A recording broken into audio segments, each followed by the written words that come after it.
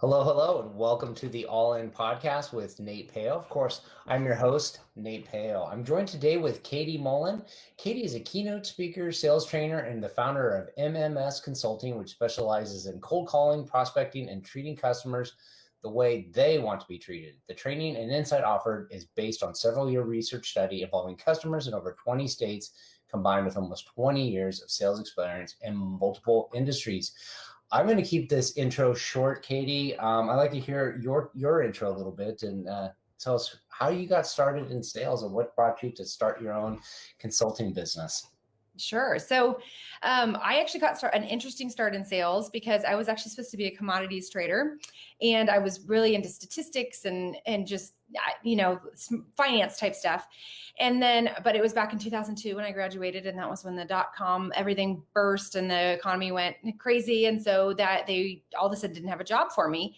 And so I was scrambling around as a college graduate, going, "Oh no, I thought I had a job, and now I don't, and now everybody's done their hiring, and now I'm scrambling." So I ended up at an online media company. And it was not where I ever had envisioned myself being. I was a really good student and originally had lots of offers. And here I was at this sort of almost like selling spam marketing. I mean, it wasn't really, but it kind of was. And so anyway, I wasn't loving that particular job that I had, but I saw the sales team, and my dad had been in sales, and I always thought, it was cool how he was the one who was able to take us to dentist appointments and stuff and had this real flexible job. So I ended up going into the sales team of that, and I loved sales. I just immediately completely fell in love with sales, but I set my sights on becoming a medical device sales rep. It was just seemed like this, glorious path. So after several years, I did finally get into selling medical equipment, and I just loved it and was very successful and did that for 10 plus years. But eventually I decided that I wanted to go out and kind of start my own consulting company based on my husband's actually an orthopedic surgeon, and he was moving to Denver to do his fellowship for the Broncos at the time. So I had to give up my territory. And so I went into and started my own consulting company, and I love training people. I love teaching people. And I had kind of become the queen of the cold call is what people were kind of thinking of me as, because I was really good at building a territory from scratch and going out there and finding those competitive accounts. And I'm one of the rare people that loves calling people, and I love the challenge of it. And so I started training people on how to do it and how to do it effectively. And it's kind of taken off from there. That's pretty cool. And I've been following you on your LinkedIn journey for the last few months, and I've loved the message that you bring, because I've sat on the other side of the table. I've been the person that people like yourself always wanted to get in front of, and I've been kind of saying, hey, the cold call is dead, but you're talking about the cold call is not dead. So what's your take on what is the real reason behind a cold call? And is it dead, or is it just the way it was done in the past dead? I think it's the way it's done in the past that's dead. And it's funny because when I post about the right way to do it, or I talk about the right way to do it, people like you they'll say, you're right. Nobody does it that way. I don't know why, but nobody does it that way. But I don't think it's just specifically about the phone. I mean, I think it's a combination, a multi-touch strategy, right? So, they say typically you have to, the numbers always change, but somewhere between 8 to 10 to 15 touches before you get a hold of somebody.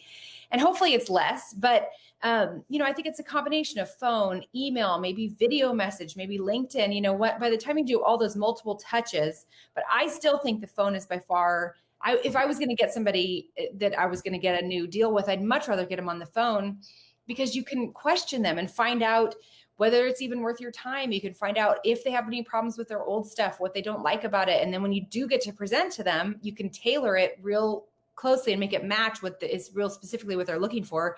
And that's really hard to get over email or LinkedIn or anything else. I mean, it's got to be a phone call a lot of times. Mm-hmm.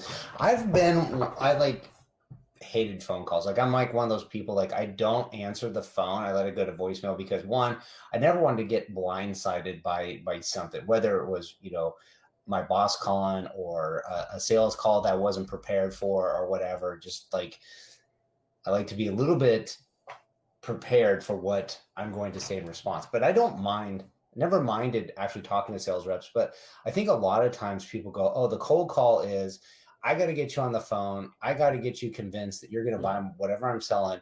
immediately, and I got to do this for 50 people today. And if I do it for 50 people every day for the rest of the year, I'm going to hit my sales quotas that I need to hit.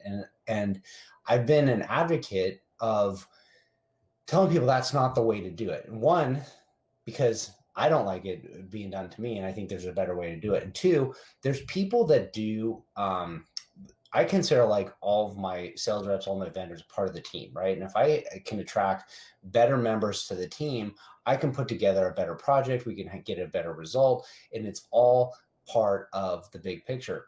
And so I need to have conversations with other vendors I haven't worked with. I need to keep, be aware of what's going on in the industry. So I say, you know what, if people are out there and they're being appropriately building rapport, building relationships, the cold call does work. And so if you go and you stand out from somebody, you go like, okay, well, instead of just sending an email with this like pitch of like how awesome your company is and why I need to be doing business with you, if you just do little things like, hey, I did a little research and I see that you have a common interest that I might have, and you make a comment about that, or like it's just like a really brief message, like it's intriguing, and you go, that's different. I haven't seen that before. I might respond to that, or I might go check them out, especially if it's like a LinkedIn thing. They message you, who's this person? I'll check out their profile. Oh, I know what they're doing. There's products I might be interested in using. Like there's a reason why we could have a conversation. We're on LinkedIn, so I know it's about business, but at the same time, they took some effort to develop a little bit of rapport and a little bit of personality so that it can turn into a conversation. And then the conversation turns into like, hey, this is somebody that's kind of cool. Like I wouldn't mind, doing business with this person. They seem like they'll do what they say they're going to do. And then you take it from there and you let it build, you let it evolve. But most people don't do that. And I think, a lot of times we go, the bar's high. You got to set the bar high. I was like, the bar's low. Like you don't have to do much to get over the bar and look better. Yes, for sure. I mean, I think it's all about building rapport, as you said. And I always joke that one of the best ways to build rapport with a vendor like you is to hang up on them. And that sounds funny, but what I mean by that is when you first call them, and I always like to say the words, are you swamped, rather than saying, are you busy, or did I catch you at a bad time? I just find that to be, I think the nuances as you do sales, I have always really written down what worked well and what people responded to, because even just small changes can make a huge difference. So anyway, I a lot of times will start with, are you swamped? And you can sense right when somebody answers the phone, whether they're busy in the middle of something and they're irritated that you called. And then if they say, yes, you caught me in the middle of a meeting, you just immediately say, oh, I'm so sorry. I'll try again some other time. And you hang up the phone. And I've had so many people say, when I call back, they say, I'm so appreciative. Thank you so much. I'm really sorry about that, but I really appreciate being understanding. And it just starts building that rapport. And it's also about like giving them the space. Don't fill the silence. You don't need to put do your 30-second elevator pitch when they first answer the phone. Let them fill the silence, and you can dictate the call based on how they fill it. If they're real friendly and they say, hi, how are you? Then you have a little bit of room. And if they're real tense and stuff, then you need to get right to the point. And maybe if they're someone in between, then maybe you can ask some questions. So I think you just have to really focus on the customer and try to follow their lead. Yeah, I agree with that. And I've also found if you can get somebody talking about themselves first, then it's going to make it easier to have this conversation. Because one, in general, people care about themselves first. They want to talk about themselves. And if they're chit-chatting a lot about themselves and you're not saying a lot, like sometimes you think, man, that's like, I need to be selling my stuff. But when they hang up the phone, they're like, oh, that was an amazing conversation. That person was really cool to talk to. I like that person. Did they pitch you? Did they sell you on anything? You're like, no, but I'm going to have another conversation with them. I'm going to explore this.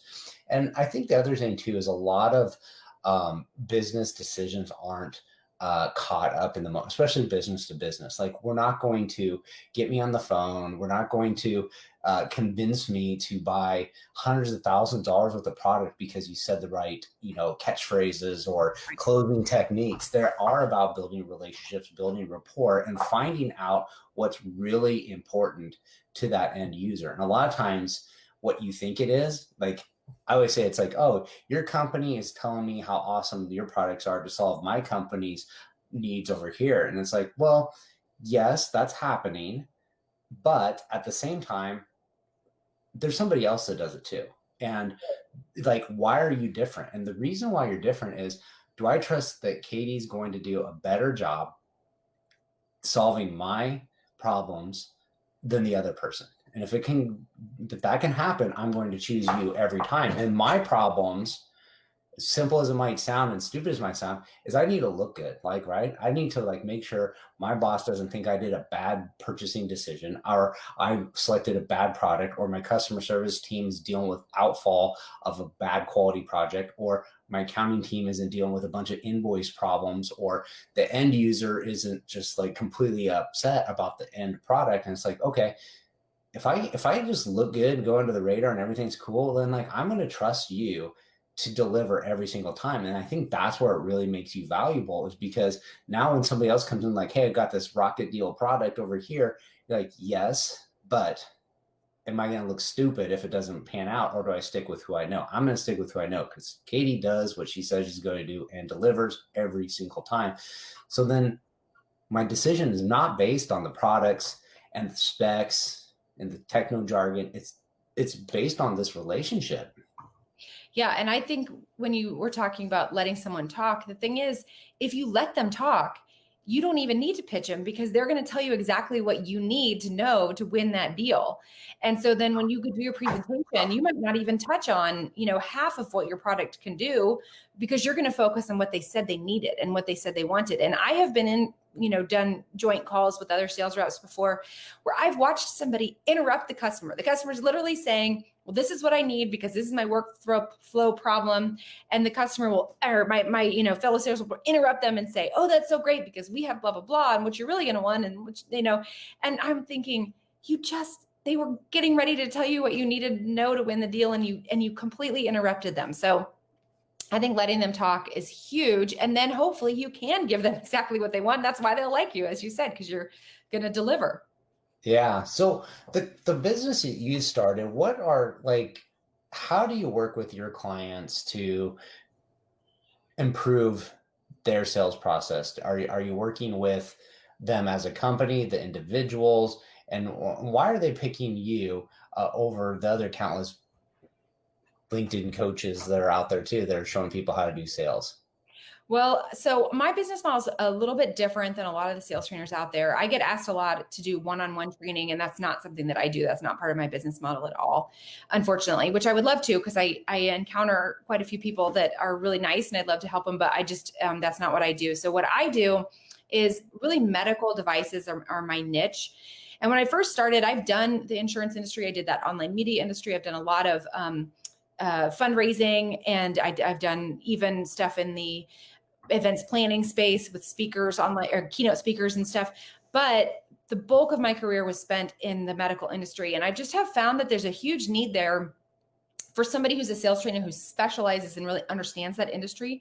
So it just seems like a lot of the leads I get are in that industry. And so I would say that's really my niche, although I have talked to people and done some training outside of that niche. But that seems to be my niche. And I have a minimum where I like to train a whole sales team at once. So in the medical industry, a lot of times they'll do like a yearly meeting, or maybe two meetings a year where they'll do a big kickoff or whatever. And they usually bring in some kind of a trainer or someone, speaker, to do that. So that's what I typically do, is I come in for that and train a whole sales team at once.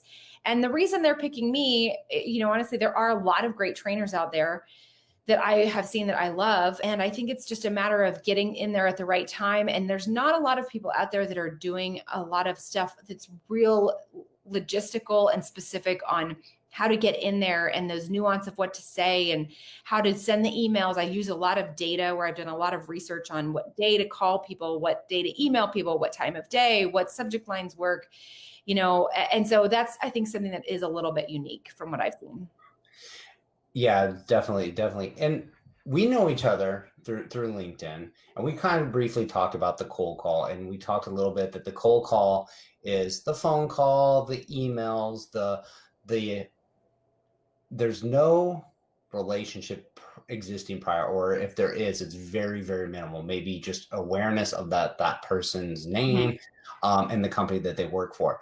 But but LinkedIn right now is going crazy. People are really trying to grow personal brands on LinkedIn, specifically if they're in sales, and get in front of their ideal clients. But a lot of times their ideal clients aren't on LinkedIn, or if they're on active, they're just not active. They're just not posting. They're just lurking.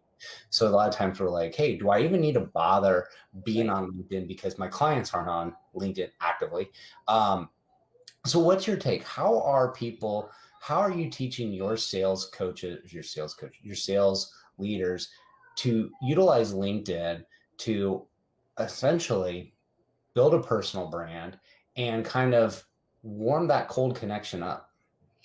Well, I think LinkedIn, and this is very applicable to our industry because a lot of the, people that we work with in the nursing and that kind of stuff are not on LinkedIn that much. However, as you said, there's a lot of lurking going on. So you never know when somebody's going to look at your profile and say, hey, I want to make sure they're legit. They're from a, normal looking company. And if you have no picture, or your picture looks weird, or you're at a wedding and you're, sideways cropped out, that's not going to be a great first impression.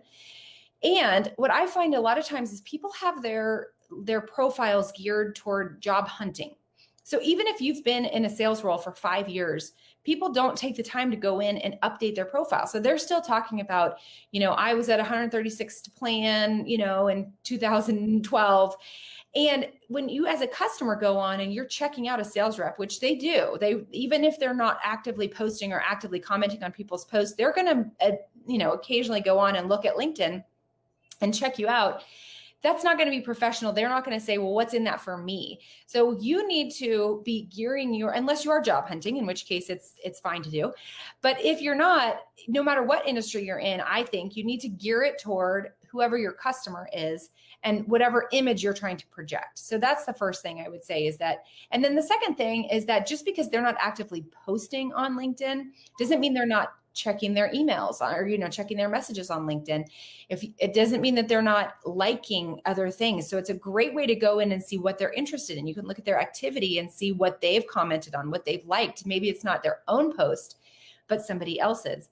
And lastly, sometimes you can get a great little nugget in there. Maybe they were on the row team in college and you were on the row team in college, and now boom, you found some common ground. Yeah, I think that there's a lot to be said about creating a personal brand, because I've done this too, where I've gotten, okay, I need to talk to this company, but I don't know who the person is. I don't know who the national account rep is. And I'll just post a question on LinkedIn like, hey, who do I need to talk to at this company? I have some questions for him. And then boom, everybody kind of comes in and tags and lists out who it's at. And it's like, people that are, like you said, very quiet, very inactive. They're watching, they're paying attention. And if they don't have an active LinkedIn, or you go and you're like, oh, well, this person doesn't look all that professional, and there's maybe a competitor, and the competitor looks a little bit more professional, and you go, okay, who am I going to have a conversation with? I'll choose the other person. And then you go, but I'm more qualified. We have better products. And it still goes down to, who are you making a relationship with? So if first impression goes, who am I going to have a conversation with on the phone? The person with the profile versus the person without a profile. Now I've had a conversation. Now they've gotten that, head start on building the relationship, and it starts taking off from there. So it's kind of like, hey, first impression. And two, you can be creating this content that showcases your skills, your expertise. And this is where I think it's super, super powerful, is because the non-active LinkedIn users, they don't have a lot of connections, right? They have people that they know from their industries, and the people that they're connected with aren't making content either. So LinkedIn says, we want you on the platform. We need to show you content. So we're going to show you content of people that you're connected to. And so, I got 500 followers, 500 connections, but only 10 of them, 15 of them are actually posting content regularly. So LinkedIn's going to show me that content because that's all I'm connected to. It doesn't know what I like or don't like yet because nothing's there. So if you're that person that's connected, and you start talking about who you are as a person, how you help your customers, how fun it is to work in your job, like all of a sudden they start seeing you showing up daily. And it's like going to that same coffee shop every day. First time you go there, that person's a stranger. The second time, hey, you come here at the same time I do, you get coffee. Like, a week goes by, maybe make some small talk. And then before you know it, maybe you're like, hey, you actually want to sit down and have a coffee? So like that repetitively showing up starts breeding a familiarity. And like you said, we're on the same road team together. Well, maybe we both had kids. Maybe we both have had a bad day on the same time, or a bad experience, or, spilled coffee on ourselves. Like those are things that are interesting and compelling that make you relatable to somebody else. And when you show that to the world, you go, who cares? Nobody's gonna care about it. People are watching. People like that. People like to see who you are as a real human.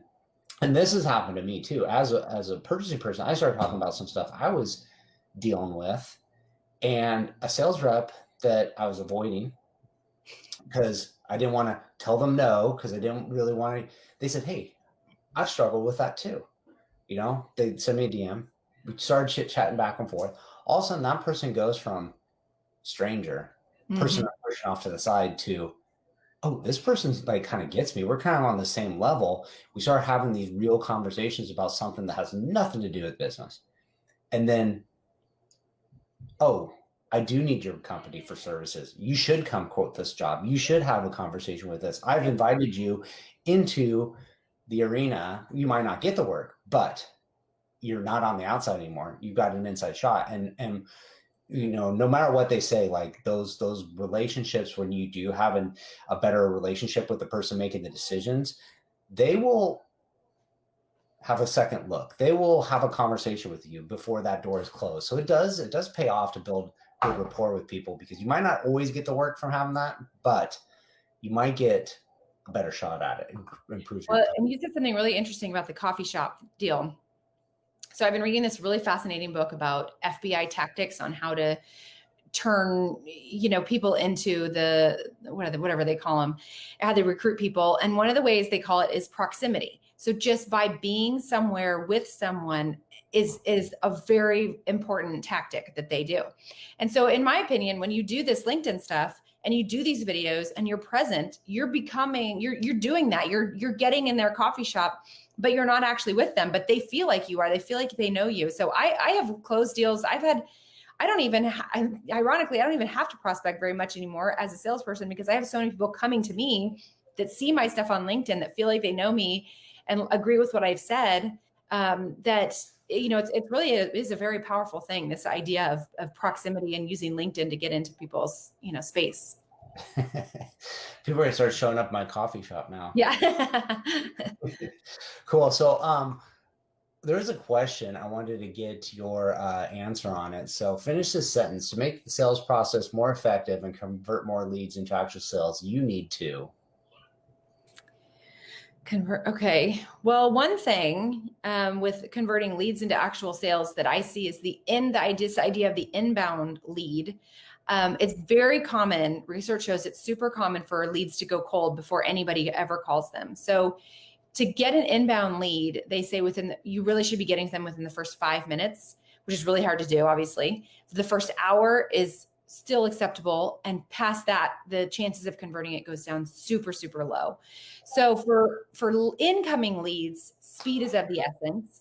As far as externally getting leads by going out, I think I call it polite persistence. You have to be smiley and not get offended when they don't want to talk to you, and be available to be there at the right time and place when they do want to talk to you. But you have to be persistent. You can't allow yourself to be brushed off. So I remember one deal where I called them every month for 3 years before it turned into a deal, but it turned into the biggest deal I ever had. And I remember them saying, I've never had a sales rep call me once a month for 3 years, but I appreciate that you were here. You were here at the right time and place. And when I finally needed that product, you were available. And I was hoping that we would pick you, and we did, because I was available. So yeah, and I've been on the flip side of that, where people will come in and they'll say, hey, I want to bid your work. And I'll say, okay, I'll let you bid this job. And I'm going to tell you right off the bat, you're not going to get the job. Like, you're going to bid it and you're not going to get the job. And they're like, really? I was like, yeah. And you're probably going to bid the next job and you're not going to get that job. And the reason is one, there's somebody else doing a very good job of doing the work you're doing, right? And so I'm not going to kick them out because you saved a nickel. Like, and you wouldn't want me to do that to you either. You want to have a good relationship where you value the relationship as well as the cost and the schedule, quality, and all this other stuff. So I'm not going to kick them out because you just bought the job, right? So if that's the case, you're going to bid it. But if you show up and you bid this job and you bid the next job and you bid the next job, that person, chances are there's going to come a time where they can't meet the obligations and you'll be able to. And if you show up every single time, do you think I'm going to use you when the time is right? Absolutely. But if you just bid one job and go, well, I'm not going to bid your work because you're not going to give me the work, then it's like, okay, well, then you're never going to get it because that's just the way it is. So I think there is something to be said. A lot of people go, oh, don't waste your time on jobs you're not going to get. But there's also people that, hey, I can't use you, but I know people that can. Let me introduce you to my 10 other buddies over here that probably would use you. And then so sometimes your best customers aren't even the ones you do business with. They just hey, I know you, I like you, but we don't have a spot for you in our organization, but I know people that would love to work with you and I can make those introductions. So it's so true that we just got to focus on those relationships. Mm-hmm. When did you discover that this cold call it needed to be relationship centric? So when my very first job as a medical device sales rep, I was working for a company called Philips, and I had a brand new product. We had never sold this particular product before, but Philips as a whole had a huge market share. They were very well respected in the space that they were in, but this particular product, they hired a whole new bunch of sales reps to sell it. And I had a really great mentor who said, and he was very successful in what he was doing, and he had a lot of customers. And he said, Katie, I'm just going to teach you this, and I want you to remember this forever. He said, this is how the order should go. The customer is the most important. Then the company is the most important, and then you. And if you remember that process, you will always make your quota and you will always make plenty of money. And so you're not really putting yourself last, but if you do that process, you will be fine. And I always remembered that because, I do think that when you're in it for yourself and you think, and you see these green dollar signs like, oh, I'm going to close this big deal, but in the back of your mind that particular product you have may not be the best fit at that moment. If you sell that deal at that moment, then you're not going to get the next deal, as you were saying. So you keep the customer in mind and you say, I'm sorry, but honestly, right now, I don't think this is a great fit for you, but we're probably going to try to come out with something, that's always hard with compliance, especially in medical. But anyway, that's just an example of keeping that customer first. Everything else will follow. Yeah. Cool. So I do want to ask you, I think we've barely scratched the surface of sales, I don't know what you call it, just sales, best practices, sales, relationship. I like to think of more as relationship marketing or relationship sales versus anything else, because I think at its core, if you focus on that people to people relationship before business to business or business to consumer, people to people, you're going to win out in the long run for sure. So what does it mean to you to be all in? So I thought about that when you said that. I do think that's an interesting question. And I really would be interested to hear what everybody else says to that question. But I think probably to me, all in would mean being all in at that moment. And I'm a big fan of multitasking. I'm a woman, so I do a lot of, listening to audiobooks while I'm doing dishes and whatnot. But I loved what you said recently about turning off your LinkedIn notifications. I was just doing that the last couple of days. I've been trying to update all my slide decks for some upcoming trainings I have. And I have to focus on everything and just block it out. So to me, all in means just really trying to focus on one thing at a time as much as you can, if it really needs your brain power, so that you can get that accomplished and then move on to the next. Because if you're trying to constantly multitask and not be all in, then I think everything's going to suffer. Yeah, so. That's a great answer. I like it. To answer your question, what have other people said? I've heard so many different answers. A lot have to do with the proverbial burn the ships, there's no backup plan. I think one that's really powerful is being very all in the moment. And sometimes the moment is, I had Jenna Atkinson on yesterday, and she's like, you're in the moment for what that is. And so sometimes you're like, okay, I'm all in on my business. Well, at 4 p.m., I'm all in on family time. I'm all in picking my kids up on the thing. I'm all in on this. And then when that time is moved to the next, it's like I'm all in these moments. And we do have to sometimes shut those notifications off and make time for those priorities. And it's hard to be like, hey, I'm going to be all in on LinkedIn. Okay, well, I can't be all in on LinkedIn all day. Like I need to define a window, and in that window I'm going to do what I need to do. I'm going to write my post, I'm going to engage with people, but then boom, I got to shut it off. And no matter what, are you on Clubhouse yet? No, I'm not. I just feel like I can't do it, add anything else. I'd love to though. People are like, that's my new thing to get distracted with, but anyways, we got a question for you. This one's a long one. I have to run. I'm a trainer. I have a class of 3. My mom's middle sales advice. Where's the question at? Shoot. My mom is a medical sales rep, doctor's office is medical supply business. She really wants to grow her business, but she's 60 years old and does not even know what LinkedIn is. She's on Facebook for personal, but where would someone like her start if she wanted to get sales? Besides the old ill, bring by a dish of chicken, tikka masala, and bribe the doctors with food. So that's I don't know. Can you do those practices right now in COVID? Show up with the secret stash. Yeah, and that actually even is hard now with the Sunshine Act. It's the new stuff. You can't even give them pens away practically anymore.